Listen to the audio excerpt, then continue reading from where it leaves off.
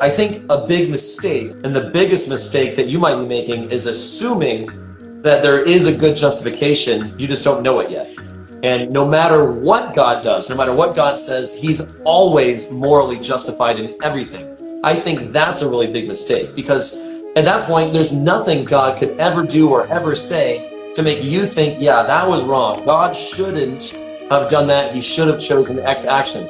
If we're under the assumption that God is always good and there's nothing he could have ever done better, then we're putting the cart before the horse. We're making a conclusion about his character before we analyze his actions. And unlike God, for everyone else, we judge people's character based on their actions. And we should do the same thing with God. If God says it's okay to beat people and own them as property, and he turns people into pillars of salt for looking back at a city, an action that's not actually immoral, but only because they disobeyed him, and his authority is so important, if you disobey what I want, I'm going to kill you.